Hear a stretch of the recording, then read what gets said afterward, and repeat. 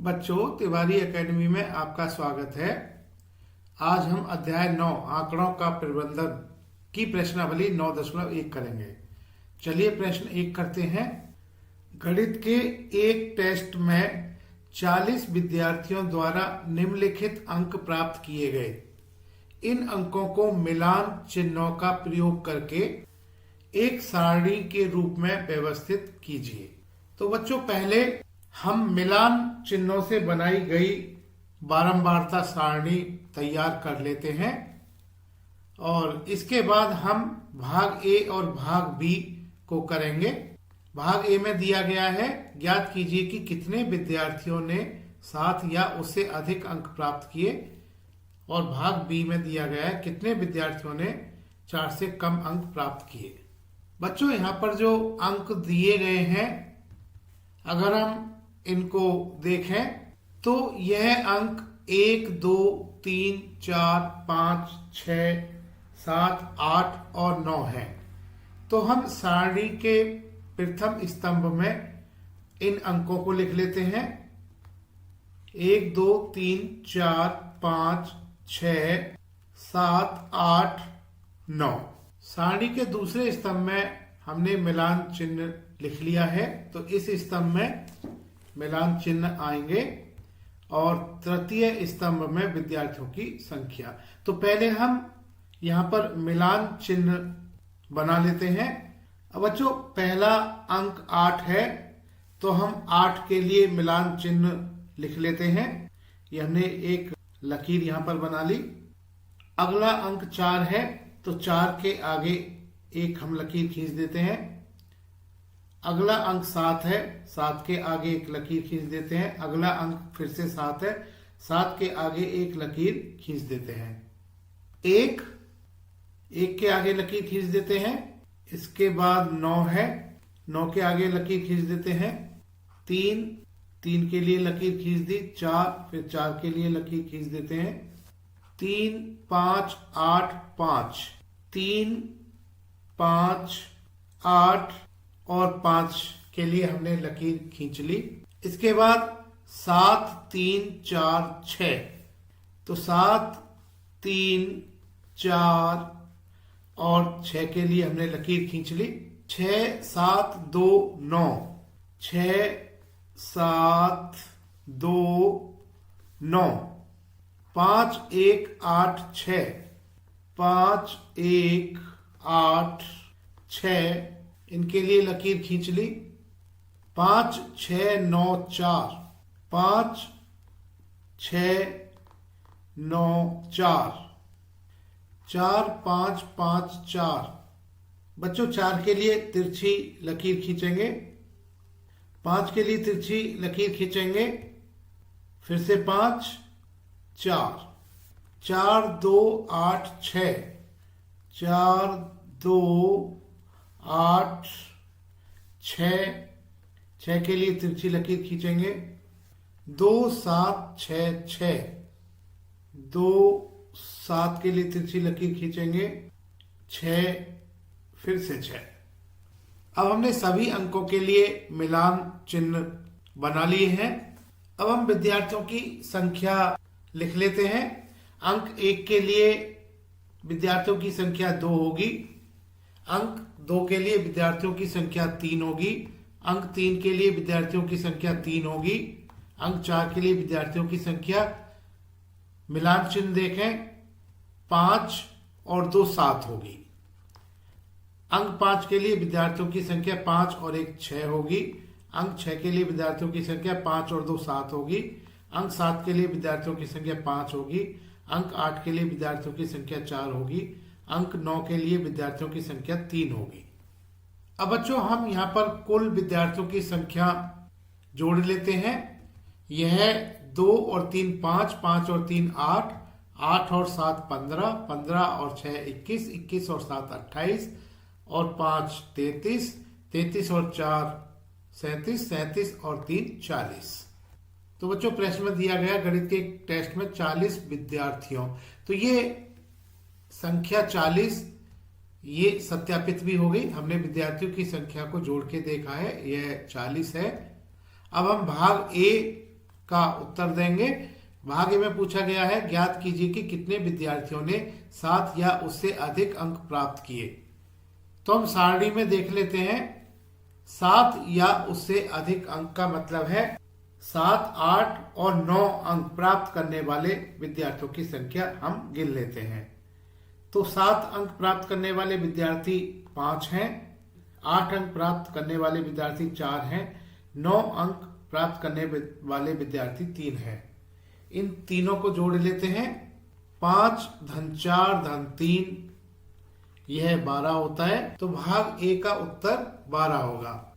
तो 7 या उससे अधिक अंक प्राप्त करने वाले विद्यार्थियों की संख्या 12 होगी।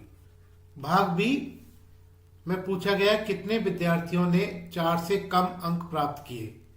तो बच्चों 4 से कम अंक का मतलब यह हुआ 3, 2 और 1। तो 3 अंक प्राप्त करने वाले विद्यार्थी 3 हैं, 2 अंक प्राप्त करने वाले विद्यार्थी 3 हैं और 1 अंक प्राप्त करने वाले विद्यार्थी 2 हैं। इन तीनों को हम जोड़ेंगे। 3 धन 2 यह 8 होता है। तो 8 विद्यार्थियों ने 4 से कम अंक प्राप्त किए। प्रश्न 2, कक्षा 6 के 30 विद्यार्थियों की मिठाइयों की पसंद निम्नलिखित है। लड्डू, बर्फी, लड्डू, जलेबी, लड्डू, रसगुल्ला, जलेबी, लड्डू, बर्फी, रसगुल्ला, लड्डू, जलेबी, जलेबी, रसगुल्ला, लड्डू, रसगुल्ला, जलेबी, लड्डू, रसगुल्ला, लड्डू, लड्डू, बर्फी, रसगुल्ला, रसगुल्ला, जलेबी, रसगुल्ला, लड्डू, रसगुल्ला, जलेबी, लड्डू। भाग ए मिठाइयों के इन नामों को मिलान चिन्हों का प्रयोग करते हुए एक सारणी में व्यवस्थित कीजिए। भाग बी कौन सी मिठाई विद्यार्थियों द्वारा सबसे अधिक पसंद की गई। तो बच्चों हमने एक सारणी यहां पर बना ली है। इसमें पहला स्तंभ मिठाइयों को लिखेंगे। यह मिठाइयाँ लड्डू, दूसरी मिठाई बर्फी है, इसको लिख लेते हैं। तीसरी मिठाई जलेबी है, जलेबी हम लिख लेते हैं। और चौथी मिठाई रसगुल्ला है। चारों मिठाइयों को हमने प्रथम स्तंभ में लिख लिया। अब हम इनके लिए मिलान चिन्ह खींचेंगे, मिलान चिन्ह बनाएंगे। तो हम शुरुआत करते हैं। पहला लड्डू दिया गया है तो लड्डू के आगे एक लकीर खींच लेते हैं। फिर बर्फी, बर्फी के आगे लकीर खींच ली। लड्डू, तो लड्डू के आगे जलेबी, जलेबी, फिर लड्डू, लड्डू के आगे एक लकीर, रसगुल्ला, रसगुल्ला के आगे लकीर, जलेबी, जलेबी हो गया। लड्डू, लड्डू के लिए एक लकीर बना दी। बर्फी, बर्फी के लिए बना दी। रसगुल्ला, लड्डू, जलेबी, रसगुल्ला, लड्डू के लिए तिरछी लकीर बनाएंगे। जलेबी, जलेबी, रसगुल्ला, लड्डू, जलेबी, रसगुल्ला, लड्डू, रसगुल्ला, जलेबी, लड्डू, रसगुल्ला, जलेबी के लिए तिरछी लकीर बनाएंगे। इसके बाद लड्डू के लिए लकीर बना दी। रसगुल्ला, लड्डू, लड्डू, रसगुल्ला के लिए तिरछी लकीर बनाएंगे। लड्डू, लड्डू, बर्फी, रसगुल्ला, रसगुल्ला, बर्फी, रसगुल्ला, रसगुल्ला, जलेबी, रसगुल्ला, जलेबी, रसगुल्ला, लड्डू, रसगुल्ला, लड्डू के लिए तिरछी लकीर बनाएंगे। रसगुल्ला, जलेबी, लड्डू, जलेबी, लड्डू। अब हम इन मिलान चिन्ह को गिन लेते हैं। यह विद्यार्थियों की संख्या होगी। लड्डू पसंद करने वाले विद्यार्थियों की पसंद, लड्डू पसंद करने वाले विद्यार्थियों की संख्या हम लिख लेते हैं। लड्डू के लिए मिलान चिन्ह 5, 5 और 1 11। बर्फी के लिए मिलान चिन्ह 3। जलेबी के लिए मिलान चिन्ह 5 और 2 7। रसगुल्ला के लिए मिलान चिन्ह 5 और 4 9। क्योंकि विद्यार्थी 30 हैं, इनको हम सत्यापित कर लेते हैं। विद्यार्थियों की संख्या को जोड़ लेते हैं। 11 और 3 14 होता है। 14 और 7 जोड़ें तो यह 21 होता है। 21 और 9 जोड़ेंगे तो यह 30 होता है। तो विद्यार्थियों की संख्या सत्यापित हो गई। 30 विद्यार्थी प्रश्न में दिए गए हैं। तो भाग ए हमारा पूरा हो गया।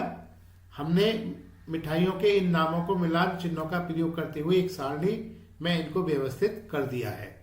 भाग बी, कौन सी मिठाई विद्यार्थियों द्वारा सबसे अधिक पसंद की गई। तो हम विद्यार्थियों की संख्या देख लेते हैं। सबसे अधिक विद्यार्थी 11 हैं जो कि लड्डुओं को पसंद कर रहे हैं। तो भाग बी का उत्तर, कौन सी मिठाई विद्यार्थियों द्वारा सबसे अधिक पसंद की गई, क्योंकि 11 विद्यार्थियों की संख्या सबसे अधिक है और इन विद्यार्थियों को लड्डू पसंद है। तो भाग बी का उत्तर लड्डू होगा। चलिए प्रश्न 3 करते हैं। कैथरीन ने एक पासा लिया और उसको 40 बार उछालने पर प्राप्त संख्या को लिख लिया। उसने इस कार्य को 40 बार किया और प्रत्येक बार प्राप्त संख्या को निम्न प्रकार लिखा। तो बच्चों यह सारणी में दी गई है। जैसे पहली बार उसने उछाला तो 1 आया, फिर 3 आया, फिर 5 आया, फिर 6 आया। इस तरह से ये सभी सारणी में लिखा हुआ है। आगे दिया गया है, एक सारणी बनाइए और आंकड़ों को मिलान चिन्हों का प्रयोग करके लिखिए।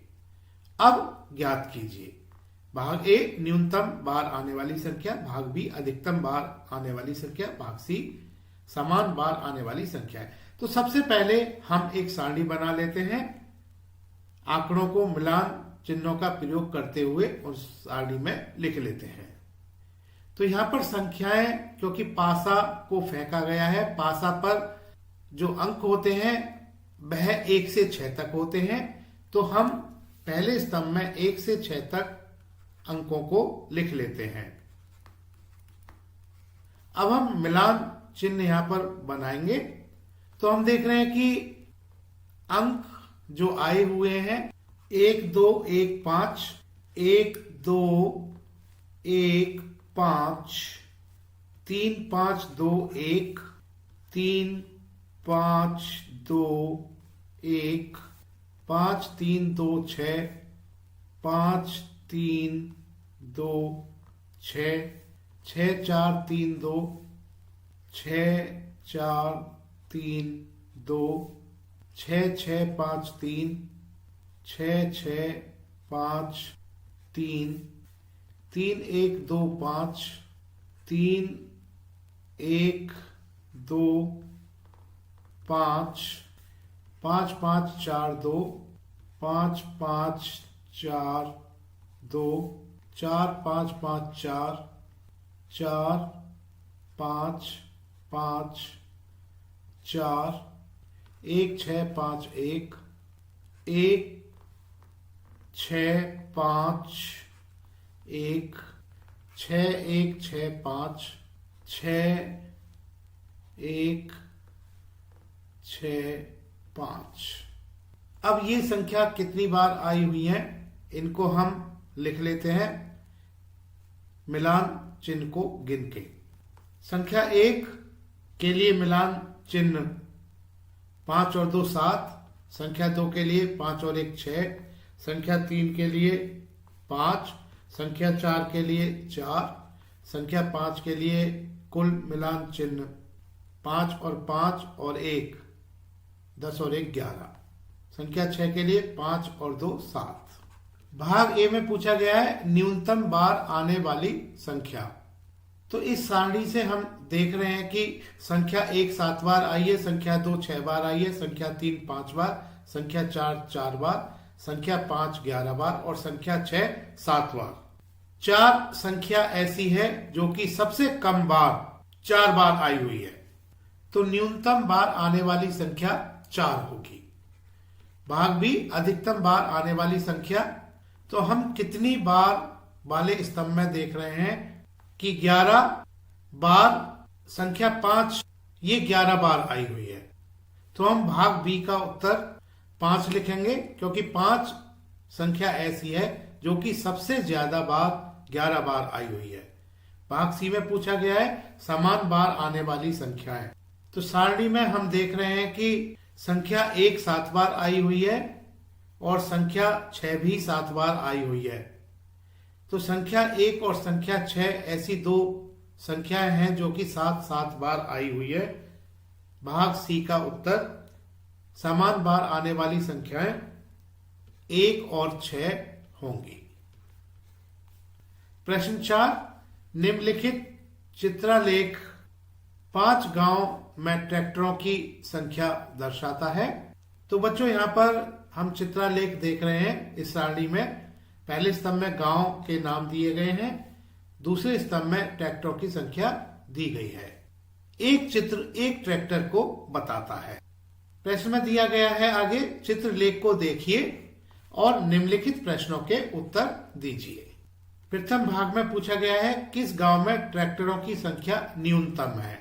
तो बच्चों यहां पर हम द्वितीय स्तंभ में देख रहे हैं कि गांव डी, इसमें ट्रैक्टरों की संख्या न्यूनतम है क्योंकि इसमें सबसे कम 3 ट्रैक्टर दिखाए गए हैं। तो गांव डी में ट्रैक्टरों की संख्या न्यूनतम होगी। अगर हम गांव ए को देखें, इसमें 1 2 3 4 5 6, इसमें 6 ट्रैक्टर हैं। गांव बी में 1 2 3 4 5 ट्रैक्टर हैं। गांव सी में 1 2 3 4 5 6 7 8 ट्रैक्टर हैं। गांव डी में 3 ट्रैक्टर हैं। गांव ई में 1 2 3 4 5 6 ट्रैक्टर हैं। तो न्यूनतम ट्रैक्टर 3 ट्रैक्टर होंगे जो कि गांव डी में है। भाग 1 का उत्तर गांव डी होगा। भाग 2 में पूछा गया है किस गांव में ट्रैक्टरों की संख्या अधिकतम है। तो हम देख रहे हैं कि अधिकतम संख्या ट्रैक्टरों की यह 8 है और ये 8 ट्रैक्टर गांव सी में है। तो भाग 2 का उत्तर गांव सी होगा। भाग 3 में पूछा गया है गांव सी में गांव बी से कितने अधिक ट्रैक्टर हैं। बच्चों अगर हम गांव सी और गांव बी की तुलना करें तो हम देख रहे हैं कि गांव सी में 3 ट्रैक्टर ज्यादा हैं। ये चित्र बता रहे हैं कि 3 चित्र इसमें गांव सी में ज्यादा हैं गांव बी से। इन 3 चित्र का मतलब 3 ट्रैक्टर ज्यादा हैं गांव सी में गांव बी से। तो भाग 3 का उत्तर 3 होगा क्योंकि गांव सी में गांव बी से 3 ट्रैक्टर ज्यादा हैं। सारणी में 3 चित्रों को ज्यादा दिखाया गया है गांव सी के लिए गांव बी से। तो गांव सी में गांव बी से 3 ट्रैक्टर ज्यादा होंगे। भाग 4 में पूछा गया है 5 गांव में कुल मिलाकर कितने ट्रैक्टर हैं। तो बच्चों हमने सभी गांव के ट्रैक्टर हमने गिन के लिखे हुए हैं। पहले गांव में गांव ए में 6 है, गांव बी में 5 है, गांव सी में 8 है, गांव डी में 3 है, गांव ई में 6 है। इन 5 गांव में कुल मिलाकर कितने ट्रैक्टर हैं, इनके लिए इन सभी संख्याओं को जोड़ना होगा। तो बच्चों 6 और 5 11 होता है, 11 और 8 19 होता है, 19 और 3 22 होता है, 22 और 6 जोड़ें तो यह 28 होता है। तो 5 गांव में कुल मिलाकर कितने ट्रैक्टर हैं, इसका उत्तर 28 होगा। प्रश्न 5, एक सह शिक्षा माध्यमिक विद्यालय की प्रत्येक कक्षा में लड़कियों की संख्या निम्न चित्रलेख द्वारा प्रदर्शित है। तो बच्चों यहाँ पर इस सारणी में 3 स्तंभ दिए गए हैं। पहले स्तंभ में कक्षा को प्रदर्शित किया गया है। यहाँ पर कक्षा 1 से लेके कक्षा 8 तक दिखाया गया है। द्वितीय स्तंभ में लड़कियों की संख्या को दिखाया गया है और इस चित्रालेख में जो लड़की का चित्र दिखाया गया है यह एक चित्र 4 लड़कियों के बराबर है, ऐसा तृतीय स्तंभ में दिखाया गया है। प्रश्न में आगे दिया गया है इस चित्रालेख को देखिए और निम्नलिखित प्रश्नों के उत्तर दीजिए। भाग ए। बच्चों भाग ए करते हैं, किस कक्षा में लड़कियों की संख्या न्यूनतम है। तो बच्चों इन सभी कक्षाओं के लिए लड़कियों की संख्या को हम लिख लेते हैं। कक्षा 1 के लिए लड़कियों की संख्या 1, 2, 3, 4, 5, 6 है। इस 6 को हम 4 से गुणा करेंगे तो कुल लड़कियों की संख्या आ जाएगी, यह 24 है। कक्षा 2 के लिए यहाँ पर 4 पूरे चित्र दिए गए हैं और एक आधा चित्र दिया गया है।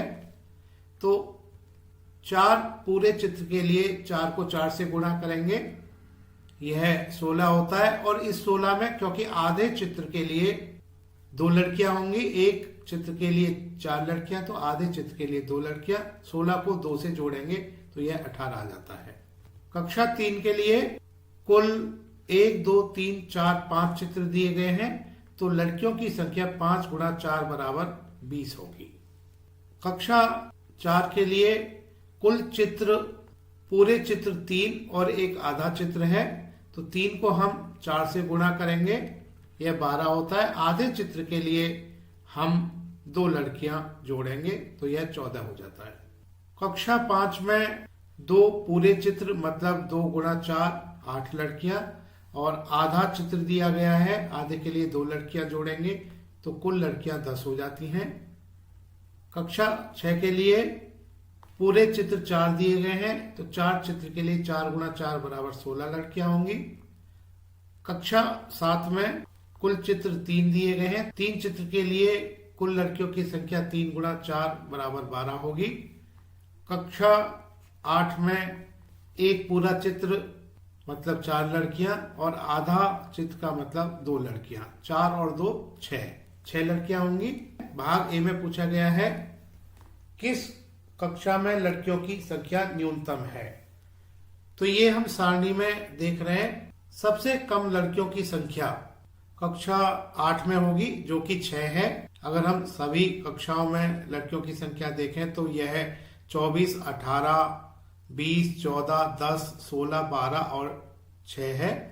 तो 6 संख्या सबसे न्यूनतम है। 6 लड़कियां यह कक्षा 8 की लड़कियां हैं। तो किस कक्षा में लड़कियों की संख्या न्यूनतम है, इसके लिए उत्तर 6 होगा। भाग बी में पूछा गया है क्या कक्षा 6 में लड़कियों की संख्या कक्षा 5 की लड़कियों की संख्या से कम है। बच्चों अगर हम देखें इस सारणी में कक्षा 6 में लड़कियों की संख्या 16 है और कक्षा 5 में लड़कियों की संख्या 10 है। क्योंकि हम देख रहे हैं कि 16 बड़ा होता है 10 से, तो इस प्रश्न का उत्तर नहीं होगा। क्योंकि कक्षा 6 में लड़कियों की संख्या 16 है जबकि कक्षा 10 में लड़कियों की संख्या 10 है। तो हम कह सकते हैं कि कक्षा 6 में लड़कियों की संख्या कक्षा 5 से ज्यादा है, तो भाग बी का उत्तर नहीं होगा। भाग सी में पूछा गया है कक्षा 7 में कितनी लड़कियां हैं। तो बच्चों इसको हमने पहले से गिन के रखा हुआ है। कक्षा 7 में लड़कियों की संख्या 12 है, तो भाग सी का उत्तर 12 होगा। प्रश्न 6, किसी सप्ताह के विभिन्न दिनों में बिजली के बल्बों की बिक्री नीचे दर्शाई गई है। इस सारणी में हम देख रहे हैं कि 3 स्तंभ दिए गए हैं। पहले स्तंभ में दिन सोमवार, मंगलवार, बुधवार, बृहस्पतिवार, शुक्रवार, शनिवार, रविवार लिखा गया है और दूसरे स्तंभ में इन दिनों में बल्बों की संख्या को दर्शाया गया है और तीसरे स्तंभ में बताया गया है कि एक बल्ब का चित्र 2 बल्ब के बराबर है। आगे प्रश्न में पूछा गया है चित्रालेख को देखिए और निम्नलिखित प्रश्नों का उत्तर दीजिए। भाग ए में पूछा गया है शुक्रवार को कितने बल्ब बेचे गए।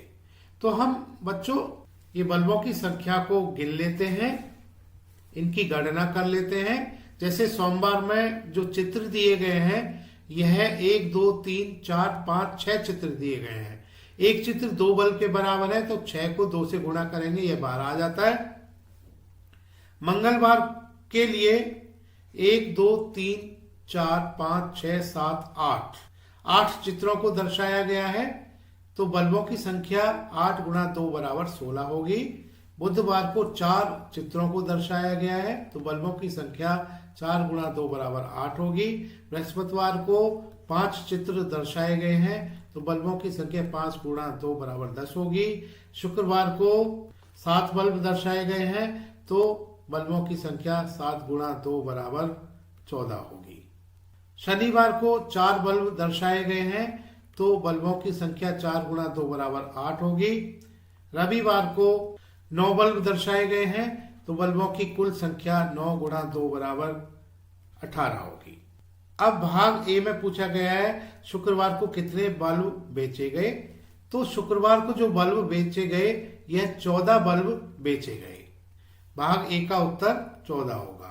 तो बच्चों इसी तरह से हमने अन्य दिनों में बल्बों की संख्या ज्ञात की हुई है।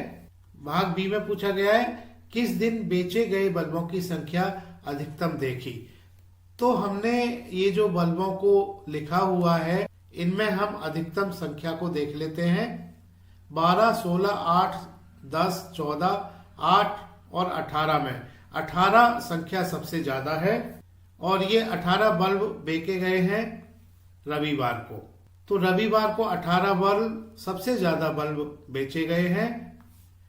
तो भाग बी का उत्तर किस दिन बेचे गए बल्बों की संख्या अधिकतम थी।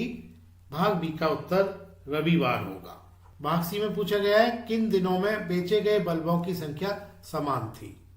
तो हम समान संख्या देख रहे हैं कि 8 बल्ब 2 बार यहाँ पर दिखाया गया है जो कि बुधवार और शनिवार को बेचे गए बल्बों की संख्या है।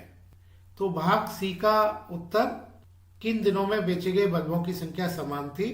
बल्बों की समान संख्या 8 है जो कि बुधवार और शनिवार को बेचे गए हैं। तो भाग सी का उत्तर बुधवार और शनिवार होगा। भाग डी में पूछा गया है किस दिन बेचे गए बल्बों की संख्या न्यूनतम थी। बच्चों यहाँ पर इन संख्याओं को अगर हम जांचें तो इसमें न्यूनतम संख्या 8 ही है और यह 8 संख्या बुधवार और शनिवार के लिए है। तो बुधवार और शनिवार में न्यूनतम बल्ब बेचे गए। तो भाग डी का उत्तर भी बुधवार और शनिवार होगा। भाग ई में पूछा गया है यदि एक बड़े डिब्बे में 9 बल्ब आ सकते हैं तो इस सप्ताह कितने डिब्बों की आवश्यकता पड़ी। तो बच्चों इसके लिए तो हमने पूरे सप्ताह में एक सप्ताह में कितने बल्ब कुल बेचे गए इनको हमने ज्ञात करना होगा क्योंकि हमने बल्बों की संख्या सभी दिनों में कितने कितने बेचे गए हैं इनको पहले से ही इनकी गणना कर चुके हैं। इन सबको हम जोड़ लेते हैं। हम 12, 16, 8, 10, 14, 8 और 18 को जोड़ेंगे तो एक सप्ताह में कुल बेचे गए बल्बों की संख्या आ जाएगी।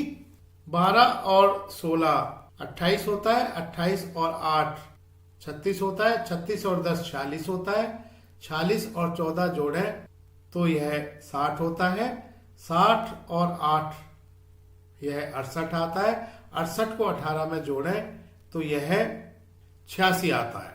तो इस तरह से कुल बेचे गए बल्ब 86 हैं। यदि एक बड़े डिब्बे में 9 बल्ब आ सकते हैं तो इस सप्ताह कितने डिब्बों की आवश्यकता पड़ी। तो कितने डिब्बों की आवश्यकता के लिए हमने 86 को 9 से भाग करना होगा। 9 से ये 9 बार पूरा पूरा जाएगा। 9 गुणा 9 81 होता है। 86 में से 81 घटाएं तो 5 आ जाता है।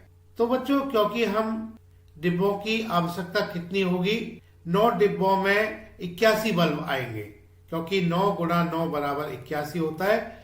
बाकी बचे गए जो 5 बल्ब हैं इसके लिए हमने एक डिब्बा लेना होगा पूरा। तो 9 डिब्बों में 81 बल्ब आ जाएंगे। बाकी बचे हुए 5 बल्ब को भी हमने एक डिब्बे में रखना होगा। तो इस तरह से कुल डिब्बे 9 धन 1 बराबर 10 डिब्बों की आवश्यकता होगी। तो 86 बल्ब के लिए हमें 10 डिब्बों की जरूरत आवश्यकता होगी। तो भाग ई का उत्तर 10 डिब्बे होगा। प्रश्न 7, एक विशेष मौसम में एक गांव में 6 फल विक्रेताओं द्वारा बेची गई फलों की टोकरियों की संख्या निम्न चित्रालेख द्वारा प्रदर्शित है। बच्चों यहाँ पर हम एक सारणी देख रहे हैं। प्रथम स्तंभ में फल विक्रेताओं के नाम दिए गए हैं, रहीम, लखनपाल, अनवर, मार्टिन, रंजीत सिंह, जोसेफ। दूसरे स्तंभ में टोकरियों की संख्याएं दी गई हैं।